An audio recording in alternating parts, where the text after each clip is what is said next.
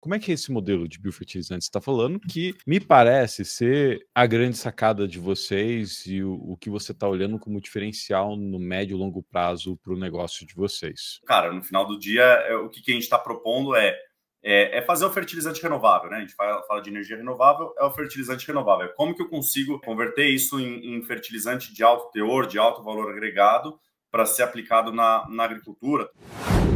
O gestato, ele é um problema. Quando você não consegue fazer uma fertigação que seja, você tem que tratar, você tem custo e eventualmente pode até inviabilizar projetos. O Brasil hoje é uma potência agrícola, consome aí ou importa aí 80%, 85% do NPK e por outro lado está jogando fora aí mais de 50% desse NPK. Hoje a gente tem 3 usinas em operação próprias, né? 2 em Minas Gerais e uma aqui no oeste do Paraná. Temos tanta parte de produção aí, tem energia elétrica, tem produção de biometano e tem a produção de biofertilizante.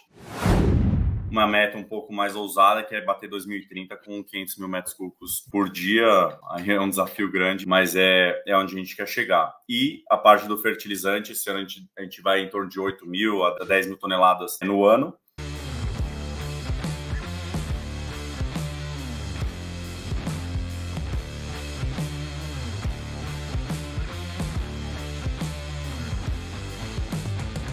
Como valorizar fertilizantes orgânicos em projetos de biogás e biometano? Seja bem-vindo a mais um episódio do Dr. Biogás Podcast. Esse aqui é um programa para você aprender a desenvolver projetos e negócios de biogás e biometano na prática comigo e com convidados da minha confiança. E hoje eu tenho aqui comigo André Holzhacker, cofundador da Regera. André, seja bem-vindo e eu acertei teu nome de primeira, viu?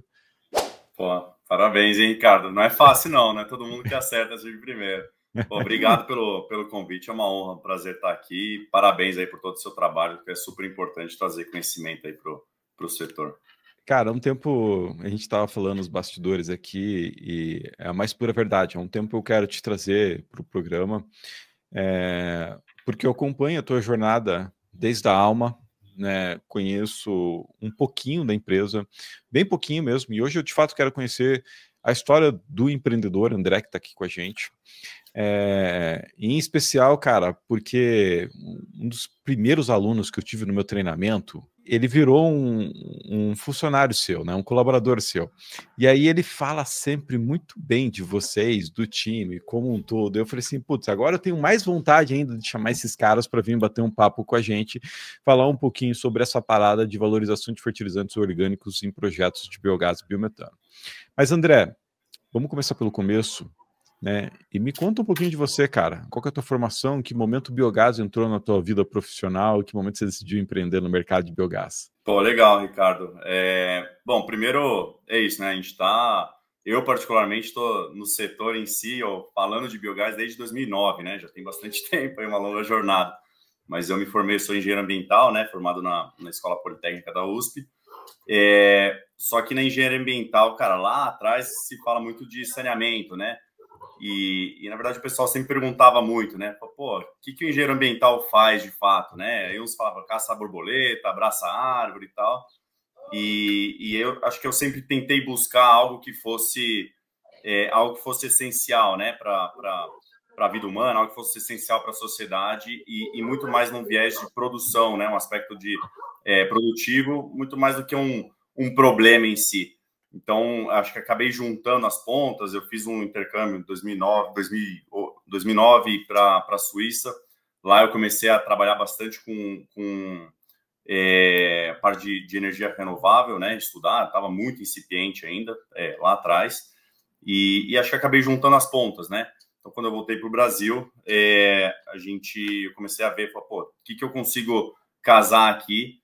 E a partir, né, tanto da linha do saneamento, né, pegar resíduo, né, entender ali o que é um problema, um passivo tanto ambiental quanto econômico e que eu consigo gerar a partir dali como riqueza. E aí eu fui, né, comecei a estagiar na Schneider Electric lá atrás, fazendo projeto de auditoria para eficiência energética em indústria, gestão de contratação de energia. Em algum momento eu comecei a ver projeto de biogás lá atrás, projetos ainda muito incipientes, muito pilotos, né? E na faculdade, no meio tempo, eu acabei indo na linha do meu TCC com com o Hildo Sauer, doutor Hildo Sauer, lá do IEE. Ele foi meu orientador. Hoje ele está aí com uma planta super bacana lá na USP. Lá atrás ainda estava muito que massa. Enfim, trabalhei com isso. E aí, em 2013, Ricardo, eu conheci o Cláudio Nasser, que hoje é nosso sócio, né? Um produtor lá em Patos de Minas, um grande empresário no agro, de forma geral, né? No agronegócio. E em 2013 a gente fez a primeira usina de mini geração do Brasil. Então, logo que saiu a resolução 482, né, de geração distribuída, em 2012, a gente montou a primeira usina de GD, na época acima de 100 kW, conectada na rede, no modelo híbrido, solar fotovoltaico e biogás. Cara, imagina, se o setor ainda está amadurecendo hoje, em 2025, imagina em 2013 o que tinha, né? Então, era totalmente incipiente, não tinha, malemar tinha regulação. Eu lembro que na GD a CEMIG não sabia como alocar os créditos ali que a gente estava injetando na rede e tudo mais. E, enfim, foi uma batalha ali. A gente fez eu fiz uma combina com o Cláudio lá atrás, falei, vamos usar essa planta aqui como uma planta piloto, vamos usar isso aqui como um laboratório em escala real, e a partir disso aqui a gente constrói solução e depois dissemina isso para o mercado. E a ideia nossa foi sempre participar de usinas, né? Foi sempre participar ali com o nosso know-how, com a nossa inteligência, junto com os parceiros geradores de resíduos. E foi isso que a gente fez, né? A partir de 2013, a gente ficou até 2017 só dentro de casa, voltado no desenvolvimento de solução, de tecnologia, de fornecedores. Explodimos não sei quantos geradores, assim, realmente foi Você está bastante tempo no setor aí, sabe do histórico, né, que o biogás tem. A gente amadureceu demais, tanto como solução, como fornecedores, regulatório também, enfim. Em 2017 a gente fundou finalmente a antiga Alma Energia, né? E aí era muito mais com um viés de fornecimento dessas soluções. A gente começou como consultoria, porque não tinha muito dinheiro, precisava rodar a caixa, depois fazendo EPC principalmente para produtores rurais, e aí com vários tipos de resíduos.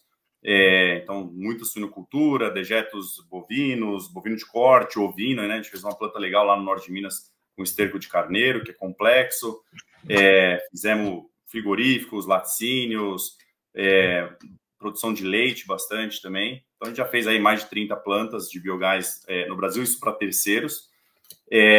Mas a gente sempre entendeu que, ao invés de fornecer a solução, a gente tinha que participar dessas usinas, né? Tinha que ser o dono da usina.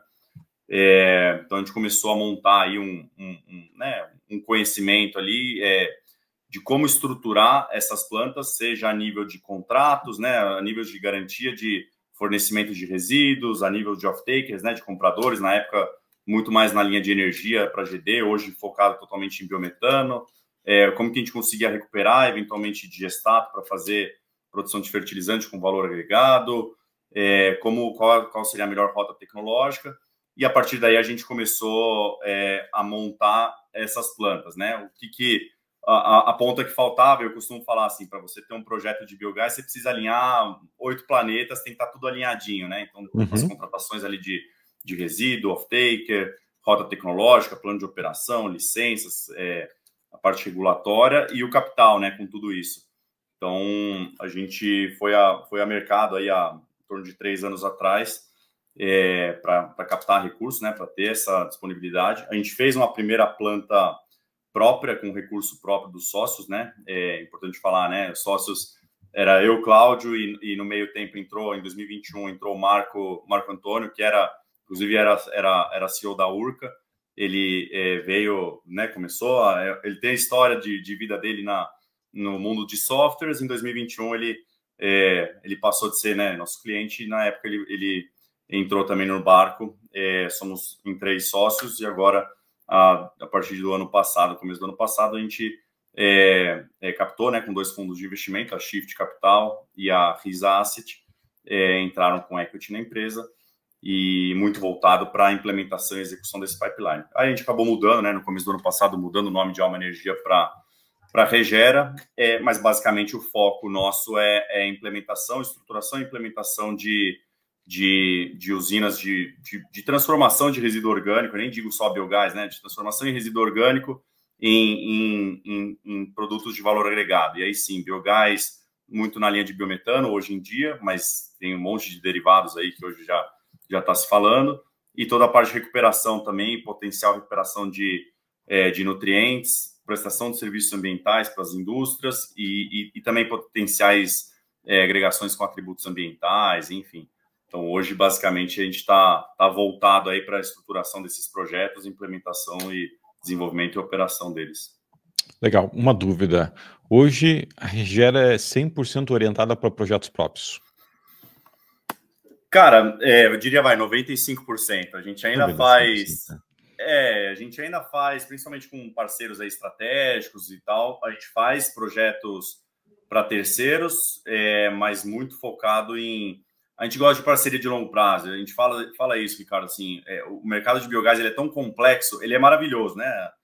Se você for ver, ele é muito bonito, sim, né? Tem o propósito, acho que, enfim, tudo que está, né, intrínseco ali no setor é muito legal, economia circular, enfim, transição energética, agricultura regenerativa, tem muita coisa legal, mercado de carbono, mas ele é complexo e eu digo assim, ninguém consegue desenvolver e ninguém tem essa capacidade de fazer tudo isso sozinho. Então tem muita oportunidade, tem muito potencial, mas é um setor complexo e a gente gosta de parcerias, né, relações de ganha-ganha e de longo prazo. Então a gente ainda faz para terceiros, muito pouca coisa, coisas que são muito pontuais, e o grande foco, sem dúvida nenhuma, são projetos próprios. Que massa, cara, que massa. Não, faço a pergunta porque na tua fala deu para entender exatamente isso. Cara, que trajetória, né? Primeiro, eu tinha visto há pouco, antes da gente gravar, que você era engenheiro ambiental. Eu, pô, que massa, vim mais um engenheiro ambiental, né? Porque eu também sou engenheiro ambiental, e falar do futuro da engenharia ambiental que a gente está vivendo hoje, né? Fiquei só com uma dúvida e uma curiosidade de toda a tua história, cara, que ela tá tipo, puta, que fantástico, cara, a tua jornada. Como é que você chegou no Cláudio, cara? Como é que, de fato, você caiu para desenvolver o primeiro projeto de biogás com o Cláudio? Essa é uma parte, assim, da história que, inclusive, conecta com muita gente que está pensando em atuar no mercado. Cara, como é que eu desenvolvo o meu primeiro projeto? E você não falou no detalhe e eu fiquei curioso. Legal. Não, é importante você falar, assim, cara, o Cláudio é um visionário, assim, ele é um cara, assim, a família dele tem um baita de um histórico no agro, de desenvolvimento, inovação, ele é um empresário fantástico, assim, diferenciado, diferente né, da maioria dos empresários, pelo menos eu conheço. Ele é um cara muito engajado ali em fazer coisas novas, né? Então, imagina, lá em 2013, malemar se falava de biogás, ele tinha na suinocultura, tinha aqueles projetos de crédito de carbono, né? Principalmente a G7, a BRF chegou a fazer alguns também e tal. Mas o Cláudio ele resolveu investir em 2013, logo saiu a resolução da GD, ele resolveu investir em biogás. E na época eu estava fazendo meu TCC, na Sanasa com biogás, lá em Campinas, para aproveitamento de biogás da estação de tratamento de efluentes lá em Campinas. E aí eu conheci o Cláudio, a gente participa de uma fundação, chama Fundação Brasil Meu Amor. Conheci ele lá, que aí é uma outra história, um outro capítulo, mas é muito voltado ali para o desenvolvimento, enfim, do talento do brasileiro, para a gente realmente ver, né, resgatar o sonho do Brasil, do brasileiro e construir um país decente, né, que, enfim, com todos os potenciais que o Brasil tem. Conheci ele lá e aí eu estava conversando com ele e falou, pô, tô investindo aqui em biogás, tal, não sei o que, na minha granja de suíno, né? Ele tem vários negócios dele, tem a granja de suíno. E eu, na época, tô fazendo um negócio, tô fazendo exatamente isso, né? Aqui no meu TCC e tal. Deixa eu ir lá te conhecer. Aí a gente fui lá visitar ele. E na ocasião, a gente bateu o papo e tal. E aí eu te falo assim, na época ele me chamou, eu tava me formando, ele estava fazendo uma transição para... Ele tinha uma indústria de sementes, estava vendendo essa indústria de sementes para uma empresa alemã, para um grupo alemão. E na época eu falava alemão e tal, ele me chamou com dois intuitos, né? Ele falou, pô, vamos... Eu sugeri para ele, vamos desenvolver essa planta de biogás aqui para gerar uma solução de fato, né? E depois ir a mercado, enfim, fazer tudo isso que eu te comentei. E na época ele falou, cara, legal, vem aqui para Patos de Minas, vamos bater um papo, a gente faz esse negócio do biogás aí, mas eu tenho um negócio maior para você. E na época ele me sugeriu, né, de ficar lá, ele tinha que fazer essa transição para o grupo alemão, de ficar lá. Eu tinha meus 26 para 27 anos, falou, pô, eu queria que você daqui a 2, 3 anos, eu vou sair aqui da empresa, vou te apresentar para os alemães e queria que você assumisse a minha cadeira aqui no Brasil, se os alemães toparem, né? E aí, cara, eu fiquei 1 ano junto com ele ali entre biogás, vamos desenvolver esse negócio do biogás e cara, fazendo um monte de coisa lá na multinacional de sementes, né, alemã, fazendo desde projeto de rastreabilidade, plano estratégico na Argentina, desenvolvimento comercial e tal. E aí chegou no final do ano para tomar a decisão ali, depois desse ano, falei, cara, eu preciso escolher um ou outro. O biogás, cara, acho que tem um potencial gigantesco, mas não existe nada ali, não vou nem ganhar salário para tentar desenvolver isso. Em contrapartida, eu tenho uma oportunidade, pô, quem com 27 anos tem uma oportunidade dessa, de né, ser treinado ali para assumir uma multinacional nível, até. Né? Exato. E, cara, eu lembro que foi assim, 2, 3 meses da minha vida para tomar de decisão, a tomar de decisão da minha vida, né? E não dormi à noite e tal, conversando com o pessoal, com minha família, enfim, os amigos. Falei, porra, eu acho que eu vou, assim, o mundo, eu sou muito dinâmico, né? Eu acho que eu sou muito essa essência de empreendedor, de fazer as coisas acontecerem e tal. E aí, o mundo da multinacional é um pouco mais, é outro ritmo, né? Acho que tem o seu seus perfil. protocolos, né? Vamos dizer assim. Exato, e eu acho que, cara, não era o meu mundo, não era aquilo que me dava tesão, a paixão realmente de construir algo, por mais que tinha, pô, ia ganhar um baita de um salário, ia aprender coisa pra caramba, ia ter responsabilidade e tal, mas no final acabei optando, pô, não, vou desenvolver esse negócio aqui, acho que tem um potencial gigante, tá na hora certa aqui, apesar que eu acho que ainda estava antes do timing, mas a gente remou um pouco mais do que eu imaginei. Mas eu tomei essa decisão, cara. Muita gente falou, cara, você é meio louco e tal, mas, cara, eu não me arrependo, não. Acho que foi acertado e é isso. É um pouco. Você comentou, né, para quem está começando, acho que é seguir um pouco o seu instinto ali, realmente a sua essência, a paixão pelo que faz e obviamente, ter muita resiliência, porque o negócio estava muito no começo ali e tinha que desenvolver tudo isso. Mas foi uma decisão difícil. Cara, você falou uma parada que, tipo assim, eu acho que eu tava um pouco antes do timing e, sendo bem transparente com você, mais ou menos essa época aí, 2013, 2014, eu criei uma empresa de biogás, né, num propósito muito parecido com o que era a Alma naquele momento, mas não deu negócio nenhum. Mas não deu negócio nenhum porque eu não insisti, não fui all in, sabe? Tipo, cara, vou fazer de tudo para dar essa parada dar certo. Hoje eu olho para trás e falo assim, puta, talvez se eu tivesse esforçado um pouquinho mais, eu tivesse alguns degraus na frente do que eu tô hoje, né?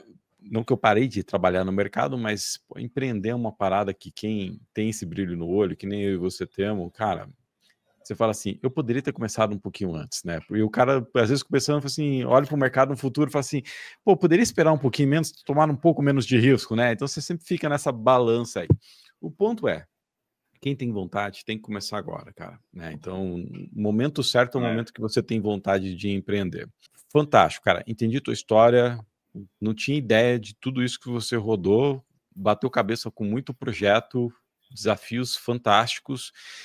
Agora me veio uma questão. Você fechou a tua fala falando assim, hoje nós estamos focados em projetos de biometano e valorização de resíduos como fertilizantes orgânicos. E a primeira pergunta, de fato, que eu quero fazer para você nesse podcast aqui é, você acha que tem espaço para projetos de GD ainda? Novos, não. Hoje, assim, difícil falar. GD, com certeza não, né? Até com a abertura de Mercado Livre e tal. Mas não, todos os projetos novos que a gente está vendo, a não ser projetos Brownfield, que já tem de GD1 e tal, que já tem a parte de geração de energia elétrica, a gente ainda está vendo uma coisa ou outra. Inclusive, a gente adquiriu um projeto que não é do Paraná no ano passado, que tem uma parte ainda em energia. Mas projetos novos, Greenfield, que a gente começa do zero, totalmente voltados para biometano e a parte do recuperação de nutrientes, né? A produção de fertilizante também, que tem um potencial legal aí, cara. Ainda se fala muito pouco, mas tão grande quanto o biometano. Mas essa tua ótica é da ótica de investidor ou da ótica de um fornecedor de soluções? Como investidor, né? Talvez, Aham. talvez, exato, talvez para GD, projetos pequenos, isso é legal de comentar, né, Ricardo? A gente fez uma transição ali, que é o nosso momento e nosso posicionamento hoje, né? A gente começou desenvolvendo projetos menores em GD para terceiros e tal, e a gente aprendeu muito, obviamente, aí, mas a gente migrou. Então, concordo, assim, tem potencial para GD, projetos pequenos e principalmente para autoconsumo, né? Projeto de 75 kW, talvez. Mas hoje nossa linha é muito mais voltada para projetos focados em, né, maiores, focados hoje como investidor não tem discussão. Como o biometano acaba sendo muito mais atrativo e GD até é difícil às vezes de fechar a conta. Eu te fiz a pergunta, eu fiz a provocação justamente querendo entender essa tua percepção de mercado, e eu acho que o que a gente está vivendo hoje no mercado de biometano, para quem quer investir, é a onda que você viveu em 2013. Na verdade, a gente estaria como se fosse 2015, né, cara? O mercado já não está tão cru, já tem grandes players, já tem um movimento, mas ainda tem muito espaço e muita oportunidade para explorar. Em 2022, vocês fundam, salvo engano, se me corrija se eu estiver errado, a Regera, certo? Cara, a Regera a Regera, na verdade, a gente mudou o nome né? em começo de 24. Começo de 24, mas 2022 vocês começaram a pensar em captar recursos e tal. Como é que está hoje? Você falou no começo aqui da fala que vocês desenvolveram mais de 30 plantas para produtores rurais, indústrias, enfim. Hoje, cara, em portfólio de projetos próprios, o que vocês têm, o que vocês estão olhando para os próximos anos? Legal. Então, hoje a gente tem 3 usinas em operação próprias, né? Duas em Minas Gerais e uma aqui no oeste do Paraná. E temos tanta parte de produção, aí tem energia elétrica, tem produção de biometano e tem a produção de biofertilizante. Tá? Então, a gente tem uma marca, inclusive, chama Reager, para essa produção do fertilizante, é um fertilizante concentrado em nutrientes, 15% de fósforo, 10% de cálcio, matéria orgânica, enfim. A nível comercial, esse ano a gente vai para 8 mil toneladas. Em termos de biometano equivalente, a gente faz aí entre biometano e energia ainda é pequeno, é 7.500 metros cúbicos por dia, nesses 3 projetos. E tem uma parte de biometano? Na verdade, de energia e biometano. Então, tá. Eu estou fazendo só uma equivalência aqui para deixar uma unidade. E aí, o que a gente tem hoje, né? A gente tem uma esteira muito bem estruturada de estruturação de novos projetos, né? Desenvolvimento de projetos, como eu te falei, para você colocar de pé um projeto de biogás, biometano, ele não é trivial, você precisa alinhar aí 8 planetas, muita coisa, né? Ter a garantia de fornecimento de resíduo, garantia do off-taker, rota tecnológica, plano de operação, enfim, regulatório que eu comentei, licença ambiental e o capital. Então, além dessas 3 plantas, a gente está hoje com um pipeline bem robusto em 3 frentes principais, tá? Então, centralização de resíduos, grandes indústrias, sucrocoleiras ou sementeiras, né, que tem palha de milho e tal, grandes confinamentos, né, grandes confinamentos de gado de corte, os maiores de leite e grandes suinoculturas. Dentro dessas 3 linhas, a gente tem hoje o plano nosso aí para os próximos 3 anos é investimento de 500 milhões, em torno de 500 milhões, produção de 150 mil metros cúbicos de biometano por dia, para a gente chegar daqui a 3 anos já em operação. Então, hoje, até tangibilizando um pouco mais, né, a gente tem em torno de 9 projetos nessas linhas, já projetos com MOUs. Muito provavelmente, assim, não vão ser todos que vão vingar, mas são 9 projetos já em fase de desenvolvimento avançado, estruturação, né? Como eu te disse, assim, tem que alinhar os 8 planetas, então ter esse desenvolvimento. Então a gente fala aí de mais 600 milhões em pipeline só em MOU, né? Tirando projetos anteriores, e aí deve estar batendo uns 180, 190 mil metros cúbicos por dia nesse desenvolvimento. Então, de curto, médio prazo, é nesse ponto que a gente quer chegar. E aí a gente tem uma uma meta um pouco mais ousada, que é bater 2030 com 500 mil metros cúbicos por dia. É um desafio grande, mas é onde a gente quer chegar. E a parte do fertilizante, esse ano a gente vai em torno de 8 mil a 10 mil toneladas no ano. É um único produto, chama Equali, né? Um produto que eu te comentei. É um equivalente a um organo mineral, mas a nossa tese é muito mais recuperação de nutriente, né? Então, o Brasil hoje importa aí 85% do NPK que consome na agricultura, apesar de ser um país, né, uma potência agrícola. A gente é totalmente dependente de importação de tecnologia e fertilizante. Por outro lado, tem estudo do BNDES que mostra que mais de 53% do resíduo que a gente está, ou do NPK que a gente está consumindo, a gente podia aproveitar a partir de resíduos. E é um pouco nessa tese que a gente está, né? Como que eu consigo recuperar esse nutriente, não fazendo um composto orgânico, que é o tradicional, é o básico que se faz, mas como que eu consigo concentrar nutrientes e ter um produto de valor agregado, né? Um equivalente a um organo mineral, só que sem a necessidade de importação, sem a necessidade de adição de fonte mineral externa. Então, a gente vai para 8 a 10 mil toneladas esse ano. Ano que vem queremos fazer pelo menos 15 mil toneladas desse fertilizante, mas a gente tem mapeado aí bastante coisa pela frente também nessa linha. Cara, eu admiro muito o movimento que você está fazendo, que você fez. Muitos dos meus alunos me perguntam, André, Ricardo, por que você não desenvolve projetos próprios para investimento e tudo mais? E um dos motivos de eu não fazer isso, cara, é porque o que você está contando aqui, o teu timeline fala uma parada que é fluxo de caixa. Você tem time de engenharia, você tem custo fixo, né? Então, se você não tiver um planejamento de longo prazo, né, em teses de investimento em projeto de biometano, a gente precisa olhar como se fosse uma tese de investimento de projeto de estruturante. É isso.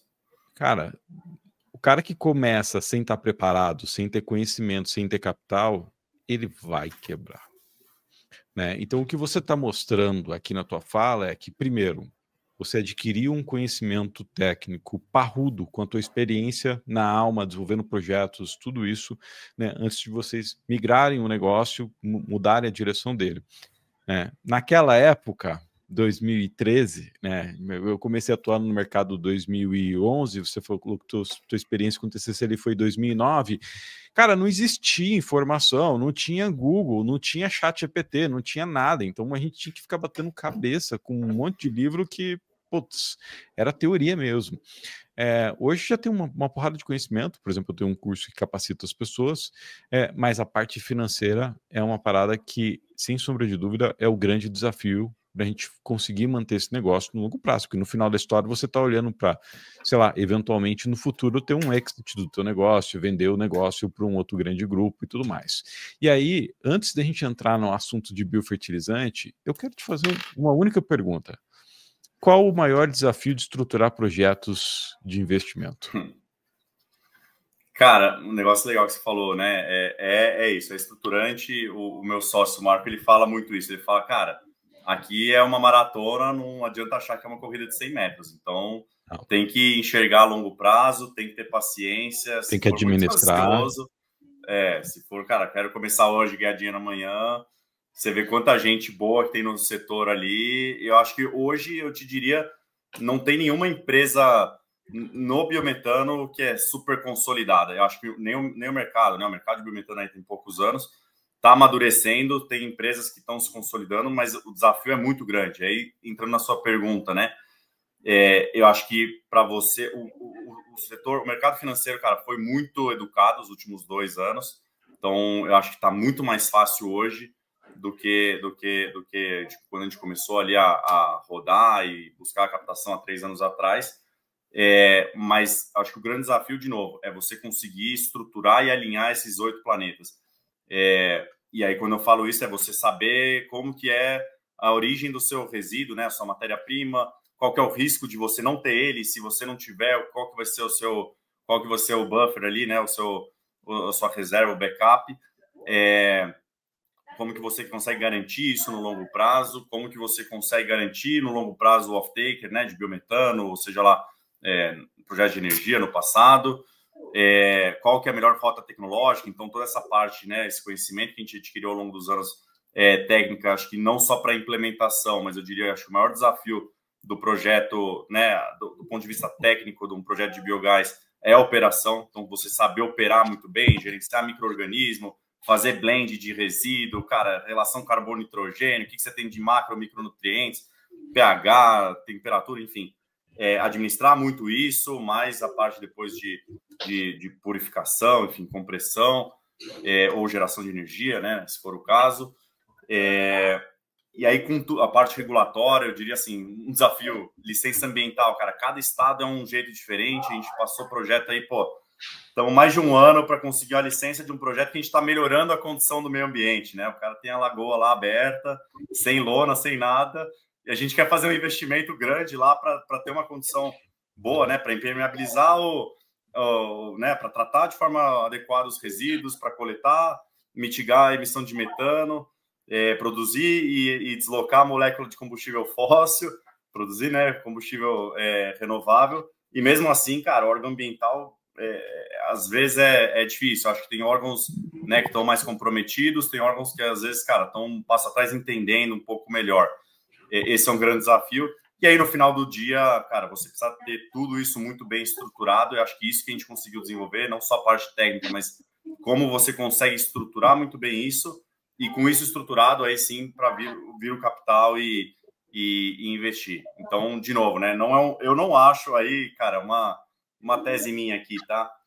E eu não quero frustrar, tá? Mas eu acho que tem talvez dois perfis dentro do setor. Tem o perfil que são projetos menores, mais de não tão industriais, né? Mais talvez de propriedades rurais e tudo mais que aceitam um pouco mais de experimentações, diria desaforo técnico.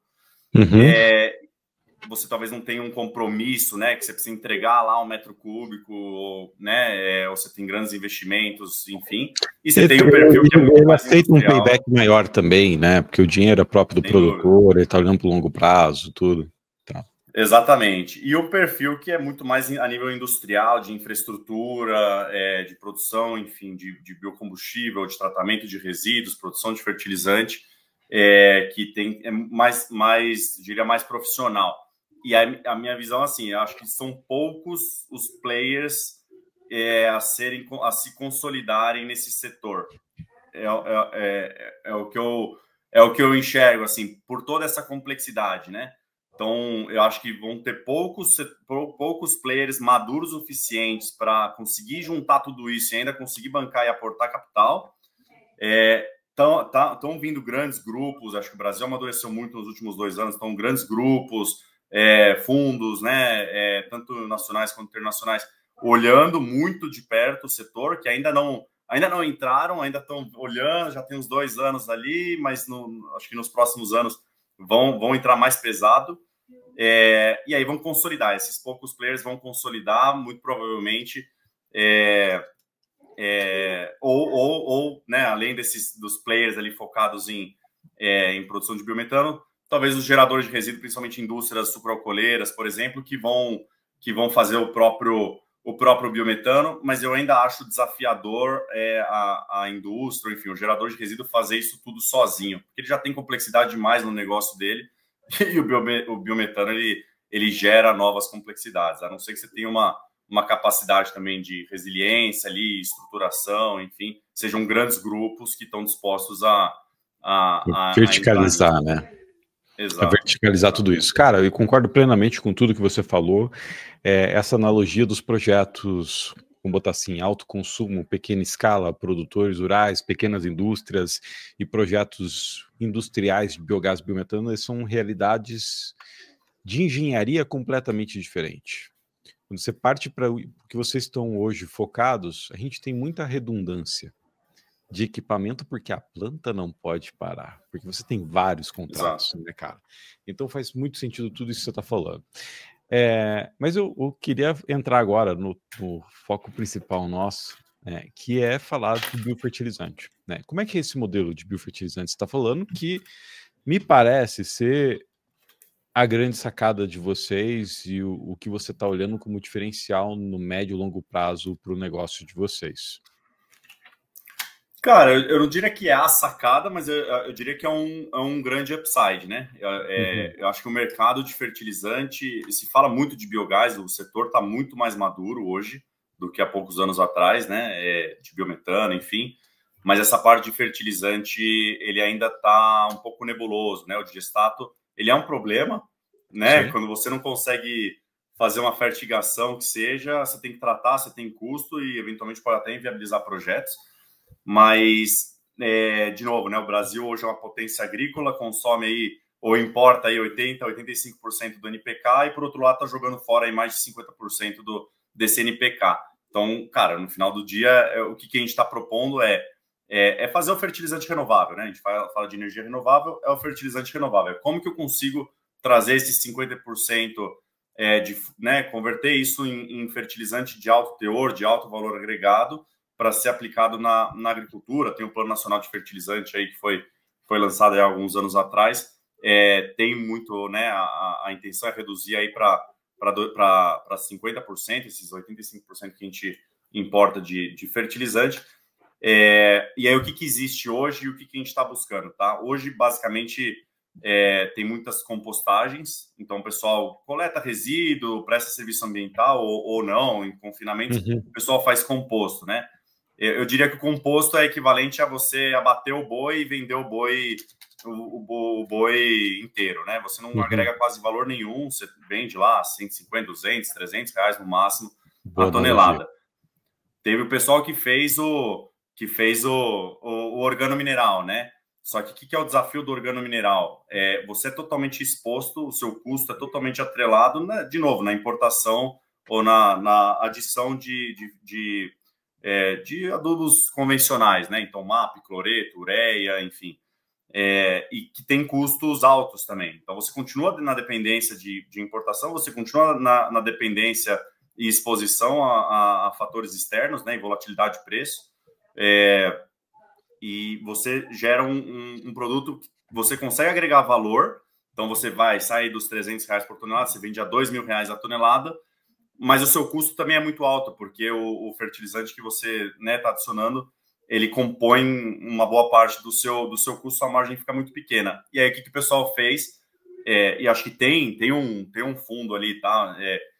De coerência, mas eles se baseiam muito na tese de que, em vez de eu adicionar um ponto de fósforo, o produtor pode adicionar meio ponto de fósforo se ele tiver junto com a matéria orgânica, e aí ele converte o que seria um ponto de MAP e ele coloca um ponto, vira 2 toneladas do adubo dele, e ele tenta compor dessa forma, ter uma margem um pouco mais expressiva. Mas se você for pegar no mercado, são poucas as empresas de organomineral. Eu conto em poucos dedos, menos acho que uma mão, empresas que estão firmes e consolidadas. Algumas têm, sim, que são referências, mas você tem vários casos de empresas que surfaram a onda da guerra da Ucrânia, lá, preços altíssimos, mas depois da queda também muita gente ou entrando em RJ ou, né, tendo uma série de problemas. Não acho que é o modelo adequado. E aí o que acho que é essa onda que vai acontecer com certeza absoluta na Europa, principalmente nos Estados Unidos, tem uma galera trabalhando bastante com recuperação de nutrientes, e o Brasil, cara, para mim faz total sentido, e a gente conseguiu ver isso há alguns anos, há 4, 5 anos atrás, que é como que eu consigo produzir um equivalente a um organomineral, mas sem a necessidade de adicionar ou adicionando muito pouco mineral de fonte externa. Como que eu concentro, saio de um composto 222 de NPK e eu faço lá 15, 20 pontos de fósforo, enfim, de nitrogênio, de potássio, atrelado à matéria orgânica, rico em ácidos úmicos e fúlvicos, né? Enfim, com boas condições ali característica para o fertilizante. A gente tem trabalhado isso, né? Então, o que a gente tem hoje? A gente tem esse produto, né? Que chama Equali. A gente conseguiu padronizar ele. Esse é um grande desafio, Ricardo. Acho que você recuperar tem formas, mas você padronizar, acho que é o grande desafio. A gente consegue concentrar o fósforo, né? Então chega lá em torno de 15% de fósforo, 10% de cálcio, rico, né? Pelo menos 8% de carbono orgânico, CTC alta também, enfim, o material já estabilizado. E aí eu consigo agregar valor, eu consigo vender, chegar na ponta até...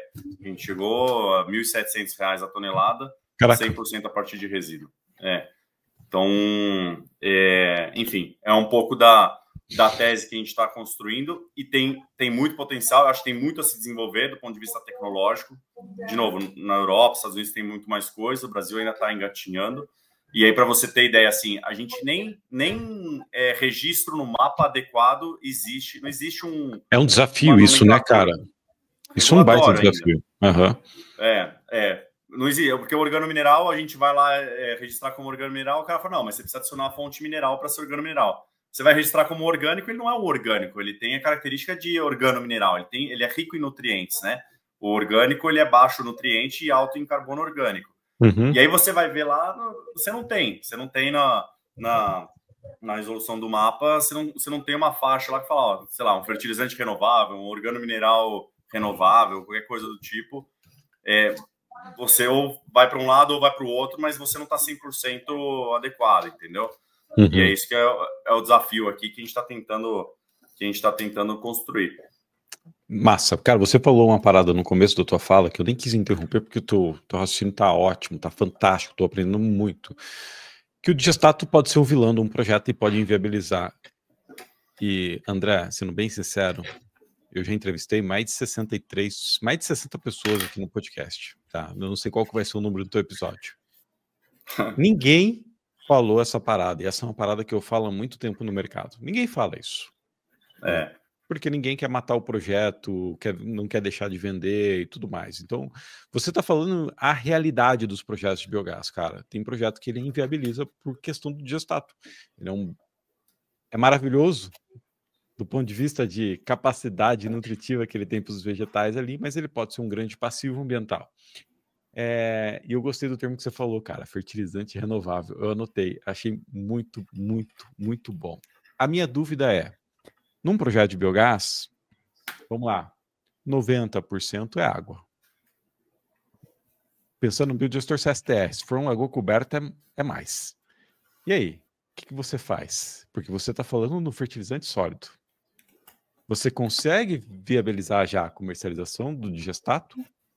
Ou o foco é, de fato, produzir esse farelado, esse granulado? E aí, qual que é a estratégia de vocês para essa parada parar de pé? Transformar essa água em um fertilizante que a gente consegue alcançar distâncias maiores, que a gente consegue ajustar a realidade do produtor e estocar também. Não, vender o digestato da forma que sai é um desafio. A gente não consegue e assim, hoje a gente consegue ter essa produção com resíduos específicos. Tem total desafio aí ainda. Vender o digestato, cara, tem o biofertilizante líquido, dá graças a Deus que o vizinho aceita fazer a fertigação no pasto dele, sabe? Eu vou te interromper, cara, mas essa é uma parada que ontem eu estava fazendo uma entrega técnica para um cliente da Bahia e ele falou assim, cara, o que é esses R$1.000 aqui de fertilizante que você está botando no custo operacional? Eu falei assim, cara, esses R$1.000 que eu estou botando aqui é o custo que você vai ter simplesmente para largar no gramado, no pasto do vizinho, se ele aceitar. Se ele não aceitar, vai ser mais.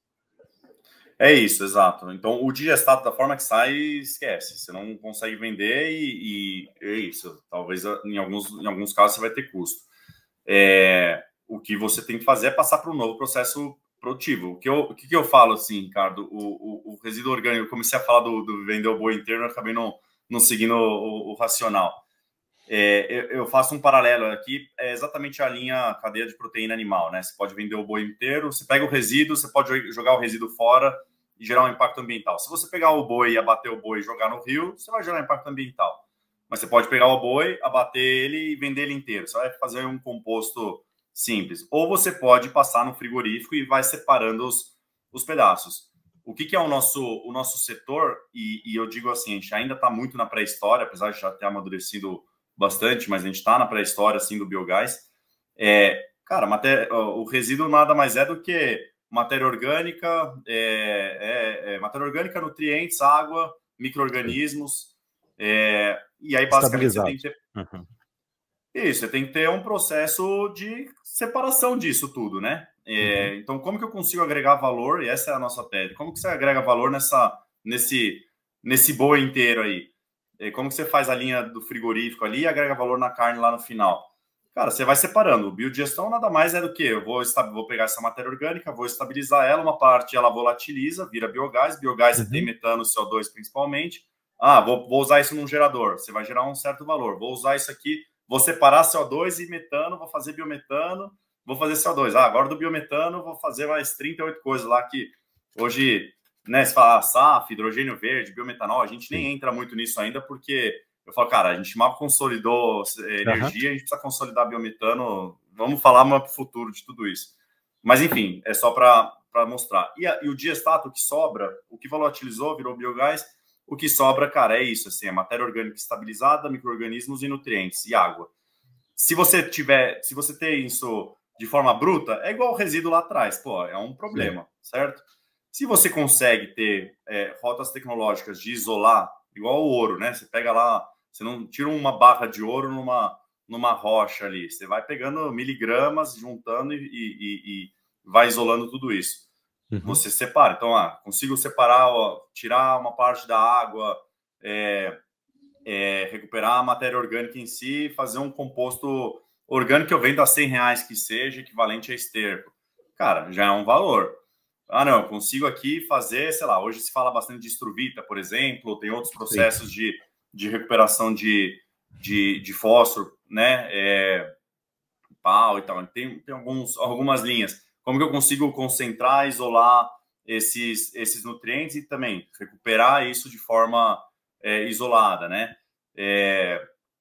Então, basicamente, quais processos produtivos, né, nessa cadeia você consegue agregar, qual tecnologia você consegue agregar, e aí sim transformar. Mas vender o diestato bruto ali, assim como é a mesma coisa que você falar, vou pegar o resíduo orgânico ali e vou ter valor nele. Acho que é difícil. Eu já recebi alguns malucos, tem um alcance muito grande, então eu recebo ligação de tudo quanto é gente, de tudo quanto é canto, você pode imaginar. Tá? E aí o cara falando assim, não, porque o meu negócio vai ser vender o líquido. Eu falei assim, cara, se você não vender, eu quero ir aí conhecer, porque você vai fazer uma parada que ninguém nunca fez, e isso vai mudar o modelo de negócio no Brasil, você pode ter certeza disso. Mas hoje, a realidade não é essa. Cara, então tá. Mas deixa eu falar uma coisa que é importante, cara, que todos os nossos modelos, todas as nossas EVTs, elas são focadas numa linha de receita que é o biometano. Fertilizante, gate fee, cara, qualquer atributo ambiental, tudo isso é upside, tá? Então, eu ia te perguntar exatamente isso agora, cara. Os projetos que vocês estão desenvolvendo para investimento, o que é a base deles, do ponto de vista de biometano. Hoje, biometano. Então, cara, tudo isso, inclusive o fertilizante... Biometano é acima de 50%, certamente. 50 do quê? Da linha de receita? Da linha de receita. Cara, o nosso cenário base é geralmente 100%. A linha de base. E aí a gente parte disso, tem projetos que não viabilizam, a gente parte disso e aí vai trabalhando. Fala, cara, o que dá para fazer aqui? Dá para fazer... Dá para cobrar, fazer destinação de resíduos, né? Dá para fazer ter um resíduo âncora aqui, um gerador de resíduo âncora, e eu ter prestação de serviço ambiental, né? Com outros geradores de resíduos na região. É uma linha de potencial receita. Dá para fazer recuperação ali e fazer o mais básico, né? Separar os sólidos pós-biodigestão e ter um compostão básico, secar e tal, e vender. Pode ser uma outra linha. Atributo ambiental, né? Hoje, né, além de ser bio, tal, se fala de Segov, crédito de carbono, enfim, tem uma série de upsides que ainda ninguém... como receita acessória no final das contas. Cara, para mim isso aqui mostra muito a solidez do negócio de vocês. Por quê? Cara, a gente está vendo uma corrida de grandes empresas, não sei se elas estão fazendo certo ou errado, não é o mérito da nossa discussão aqui, por resíduo, por tarifa de portão. E essa é uma parada, cara, que talvez daqui 10 anos, ou talvez nem em 10 anos, a tarifa de portão vai ser tão pequena, ou sequer não vai ter tarifa de portão, porque o pessoal quer biometano. Né? Então, quando você estrutura um modelo de negócio 100% pautado em biometano, você tem um modelo de negócio mais sólido do que a grande maioria das empresas estão atuando. Isso aí é muito legal. Bom, falando de projeto, cara, o que é o projeto que vocês estão olhando para investimento? O que é essa tese de investimento? Qual que é a escala do projeto? Qual que é o tipo de resíduo? Porque, eventualmente, cara, o produtor rural, a indústria, o gerador de resíduo, que pode ser o parceiro de você, está ouvindo esse podcast, né? Então, qual que é essa escala de projeto que vocês hoje estão olhando para fazer esse aporte de 500 milhões que vocês têm para os próximos anos? Cara, assim, a gente busca projetos aí de pelo menos 15 mil metros cúbicos por dia de biometano. Temos alguns projetos menores, tá? Principalmente por consolidar algumas referências e projetos que a gente já traz do passado e principalmente por ter um projeto base e que depois vai agregando outros resíduos da região. Então, para te falar assim, o menor projeto que a gente tem hoje e está agora na fase de implementação é um projeto de 10 milhões de investimento, com o quinto maior produtor de leite do Brasil, o pessoal da Agrindos, lá em Descalvado. É um projeto pequeno, inicialmente, para 3 mil metros cúbicos por dia, mas que é uma região muito rica, então tem potencial de agregação de outros resíduos. Esse é um projeto pequeno, tem desafios para se viabilizar, mas é um projeto bem interessante para a gente, estratégico, mas não é o padrão, tá? O padrão nosso é projeto no mínimo de 15 mil metros cúbicos por dia. Estamos vendo projeto aí de 15 a 30, 40 mil metros cúbicos por dia. Então, não são projetos grandes, gigantes de biometano, que a gente vê aí de aterros de 80, 100 mil metros cúbicos por dia. São projetos médios. E aí, o resíduo, o tipo de resíduo, né? Um pouco nessas três linhas que eu te falei. Então, ou centralização de resíduos agroindustriais, regiões fortes, que têm muita geração de resíduo, principalmente a partir de resíduos de indústrias alimentícias. E aí a gente faz essa centralização, um pouco que você falou, são modelos que ainda aceitam gate fee, né, receita de portão, mas que a gente acha que no longo prazo, vai depender um pouco como que a coisa vai caminhar, essas taxas aí vão tender a zero. Eu acho que quem entrar agora, essa taxa ela vai pagar o investimento. Ela vai desonerar o CAPEX mais rápido do que quem entrar daqui 10 anos. Sem dúvida, daqui a 10 anos, sem dúvida nenhuma. Essa é uma linha. A outra linha, a gente tem uma planta aqui no oeste do Paraná, próximo aqui de Toledo. A gente vai na linha de agroindústrias de grande porte, então indústria sucroalcooleiro. A gente tem um primeiro case que a gente está em desenvolvimento no interior de São Paulo, aí sim, preparação de principalmente vinhaça, torta de filtro, enfim, outros potenciais resíduos, bagaço e eventualmente outros resíduos que tenham na região. O grande desafio aí é entre safra, né, principalmente resíduos sucroalcooleiros e grandes indústrias, cara, outras indústrias maiores, indústria sementeira também a gente tem visto com bons olhos. É um resíduo um pouco mais complexo, palha de milho, sabugo e tal, mas que dá para ser trabalhado, principalmente se você combinar com resíduos, por exemplo, confinamento de boi, né, esterco de boi, enfim. E a terceira linha de resíduos, né, perfil ali de geradores, são grandes confinamentos. Então, principalmente confinamento de gado de corte, tem o desafio de coleta de resíduo, da parte da terra, vir um resíduo sujo, que a gente tem estudado isso muito há muitos anos, temos alguns projetos legais. Eu vou te perguntar disso, está na lista aqui, porque eu sei que você tem um projeto desse, mas pode continuar teu raciocínio. Temos. E aí, produtores de leite, né? A gente tem como o terceiro maior produtor de leite com sequita lá em São Gotardo, um projeto há 5 anos já, um projeto próprio nosso também que a gente fez aporte nosso, um baita projeto legal. Ele ainda é em geração de energia, mas é energia interna para a fazenda, né? A gente não precisa injetar na rede. E grandes suinoculturas também, são poucos que viabilizam ali projetos maiores para biometano. Tem projetos que dá para fazer menor, mas hoje para a gente busca grandes confinadores. Tá, você está falando de projetos, você falou que o menor agora é de 10 milhões de investimento, mas não é o projeto que está no teu outlier. Teu projeto de outlier é de 15 mil metros cúbicos e não de 3 mil. Esse projeto de 15 mil metros cúbicos de biometano por dia é um projeto de quanto de investimento? 50, 60 milhões. Tá, então começa 50. A partir daí mais ou menos a tua tese. Sim, 50 milhões. 50 milhões, a gente tem projeto que está aí em torno de 120, 130 milhões. Legal. Então a hipótese de vocês, a tese de vocês, não a hipótese, a tese de vocês é ter entre 10 e 5 projetos nos próximos anos de biometano distribuídos no Brasil como um todo ou algum território em específico? Hoje você está falando do Paraná, mas eu sei que você tem projetos em outros estados do Brasil. A gente não tem... Claro que tem regiões ali que são, né, que você precisa casar as duas pontas, então sempre tem que ter a demanda também do biometano e a origem do resíduo.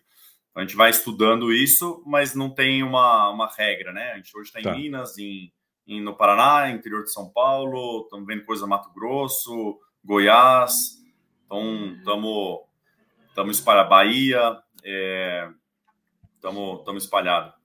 Legal. E antes de eu te fazer a pergunta do confinamento de gado, cara, o que é o payback de um projeto desse para você? Um projeto para ele ser viável, para a Regera, para o André, ele precisa se pagar em quanto tempo, André? Cara, para a gente, se ele tiver bem estruturado, bem amarrado, então você tem aí, sei lá, 15, 20 anos de contratos, né, principalmente da geração do resíduo, a gente consegue ter ali 5 anos e meio, são paybacks não tão agressivos, mas dá para trabalhar 5 anos e meio, até 6 anos, dependendo ali do modelo. Dá para trabalhar e, assim, eu não vejo... A gente não tem projetos aqui, tem que ser honesto, a gente não trabalha com dois... Não tem projeto que você paga em 2 anos, 3 anos, talvez para o produtor ali que vai economizar a própria energia. No passado tinha, hoje em dia também tem minhas dúvidas, eu não sei te falar, não estou atualizado, mas para a gente são projetos aí de 5, 6 anos de payback. É difícil a gente ter projeto de 2 anos de payback, né, cara? Se for parar para pensar só no tempo de obra. A gente vai ter esses casos isolados que nem teve no passado nas amidonarias, que se pagaram muito rápido, substituindo lenha e tal, mas são casos isolados. Geralmente o payback passa de 3 anos fácil aí. Legal. E naquele caso, talvez você não colocava no suinocultura a mesma coisa, às vezes você não colocava, não precificava o biodigestor, né? Às vezes o cara já tinha lá um biodigestor, você fazia a instalação lá de um sistema de coleta de biogás e talvez o biodigestor não era alocado ali no seu investimento, né? Algumas vezes. Então ajudava aí nesse payback também. Legal. E, cara, o último tema que eu quero abordar, até porque, sei lá, acho que a gente tem a oportunidade de falar sobre outras coisas num próximo momento, num próximo podcast. Mas você deixou essa bola quicando. Eu já queria te perguntar essa parada, né? Projeto de biogás em confinamento de corte com terra, sem piso. E aí? Eu sei que você tem essa experiência. É complexo, cara. A gente tem bons projetos no passado. A gente tem um projeto que é super legal lá com a Cara Preta, né? Com o Grupo ARG, de uns 5 anos atrás. Confinamento, é um baita projeto legal. Inclusive, acho que ganhou com a planta, ganhou o prêmio, né, de melhor planta de biogás lá no Fórum Sul Brasileiro. Uhum. Isso no ano passado, se não me engano. Só que lá, originalmente, era concretado, né? Que também tem seu desafio de concretar. Temos outros projetos também um pouco menores, tanto com pista de terra quanto de concreto.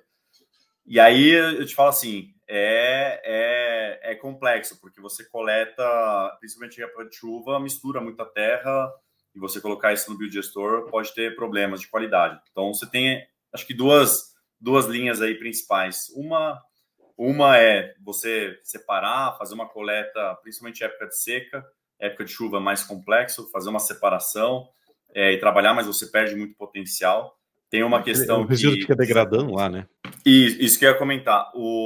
Você precisa convencer, inclusive, o produtor, que quem te ouviu muito geralmente ele coleta o esterco 90, 120 dias depois, né?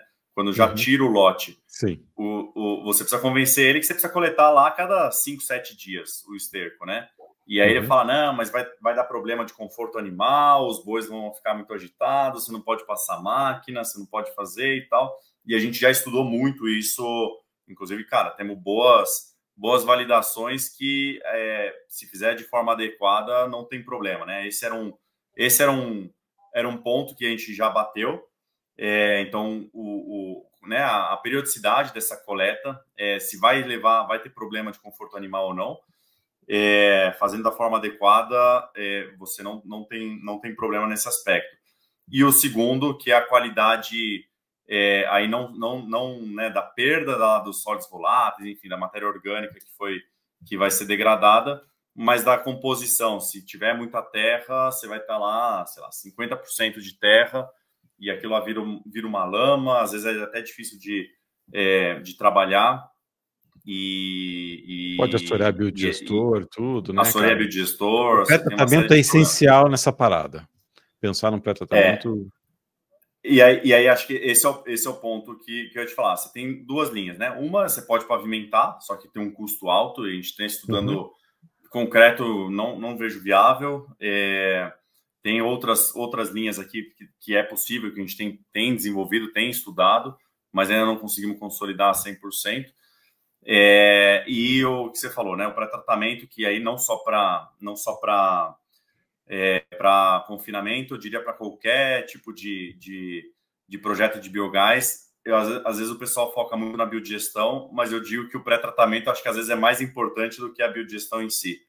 O condicionamento da matéria orgânica, do resíduo, do seu substrato, é o principal. Depois, obviamente, você tem a rota tecnológica lá mais adequada e tudo mais do biodigestor, mas dependendo do seu tipo de resíduo, né? Como que você vai blendar para fazer uma codigestão? Você vai diluir, não vai diluir? Você vai triturar ele, não vai triturar? Você vai tirar, né, matéria indesejável? No caso do confinamento, né? Você vai conseguir dar uma filtrada, uma separada na terra, areia, enfim. Mas aí, consequentemente, perder também matéria orgânica, perder potencial de produção de biogás. Então, são ponderações que você tem que fazer. Mas, sem dúvida nenhuma, o pré-tratamento, cara, acho que ainda é pouco... O pessoal dá pouca atenção nos projetos de biogás. Dá muita atenção se vai ser CSTR, lagoa coberta ou não sei o quê, e pouca atenção no pré-tratamento, que, sem dúvida nenhuma, acho que é um dos principais pontos aqui. Cara, eu concordo com você que tem poucos profissionais hoje que eles param para pensar como engenheiro em projetos de biogás. É exatamente isso. Então, pensar em como preparar esse alimento, esse resíduo, né, um alimento para o biodigestor, para que a gente de fato tenha uma boa degradação. Eu tenho uma última pergunta para vocês antes da gente encerrar, mas antes disso quero convidar a nossa audiência, em primeiro lugar, a conhecer a nossa plataforma de fornecedores, que é a B2 Biogás. Lá você vai encontrar os principais, melhores fornecedores de biogás do Brasil. A gente também tem um curso de biogás chamado Biogás 360, onde eu ensino a desenvolver projetos de biogás, dimensionar biodigestores, um pouquinho de tudo isso que a gente está conversando aqui com o André hoje. Não tem nenhuma turma aberta agora, mas tem a lista de espera da próxima turma aqui na descrição desse podcast, desse vídeo com você, né? E a Doutor Biogás é uma empresa de consultoria, então a gente desenvolve estudos de viabilidade técnica e econômica para produtores rurais, indústrias, de uma forma geral. André, cara, você está nesse mercado desde 2009, são 16 anos, batendo cabeça com biogás, tentando entender paradas de biogás. Fiquei surpreso na hora que você falou que foi orientado por um dos melhores pesquisadores que a gente tem no Brasil, que é o Wildo. Né? Poucas pessoas conhecem o Wildo, conhecem a planta lá da USP, o quanto esse cara bate cabeça com projetos de biogás há muito tempo. Diante de tudo que você viveu e que você está vivendo hoje, cara, o que você entende que é uma tendência no mercado de biogás nos próximos anos?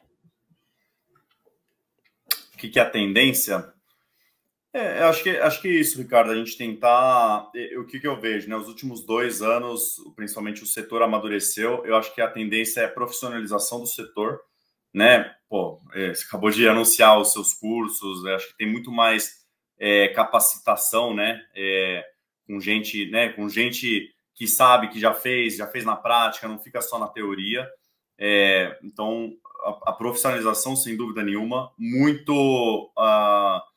tem muito mais dinheiro sendo acho que aportado no nosso setor. Então, né, o dinheiro ele exige essa profissionalização, capacitação de mão de obra, projetos ali bem feitos e tal, contratações muito bem feitas, bem amarradas. Não adianta mais a gente ficar naqueles contratos né, de papel de pão, que a gente, né, que veio do agro e tudo mais, sabe que funciona muito assim, mas quem vai botar o dinheiro, o investidor, cara, dificilmente né, vai realmente alocar capital sem ter uma boa contratação. Então, também nesse aspecto, e obviamente o regulatório, né, que também já vem amadurecendo muito nos últimos anos.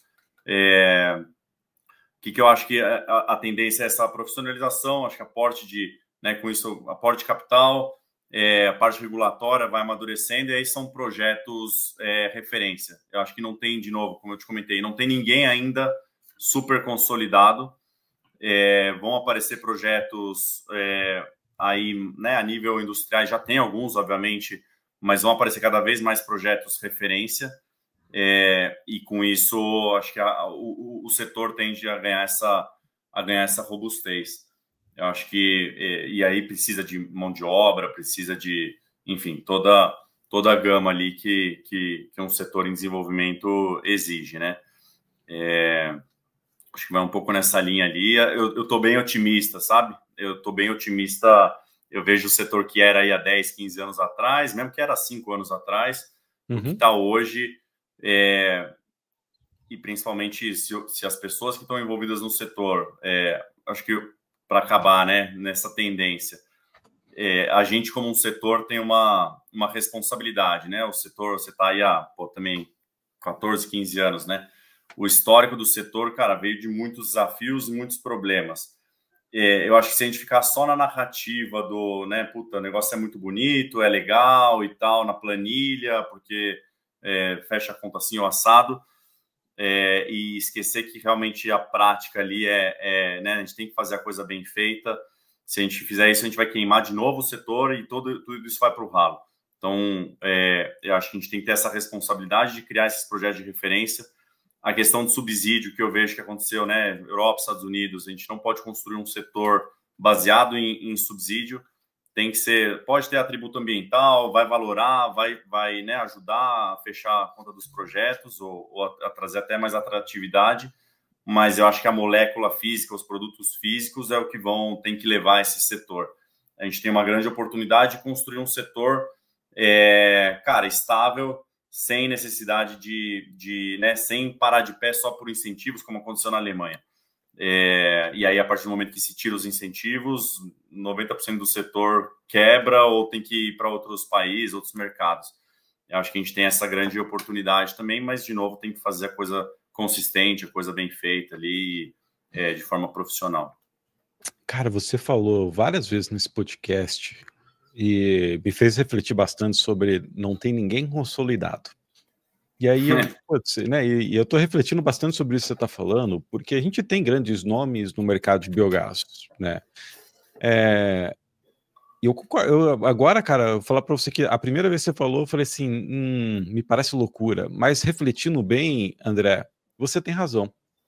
Não tem ninguém consolidado no mercado, e quando a gente fala consolidado, é aquele cara que é líder e já tem 50% do market share. Até porque a gente só tem 5% do market share, né? Ou seja, 5% do potencial de biogás no Brasil hoje é aproveitado.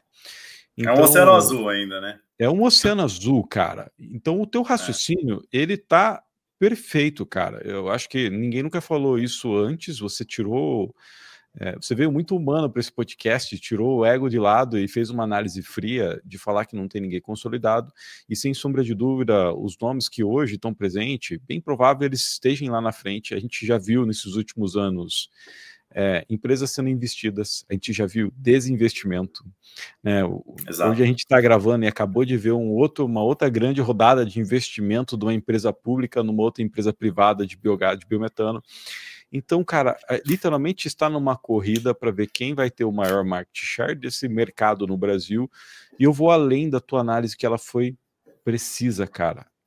O Brasil é a porta de entrada da América Latina.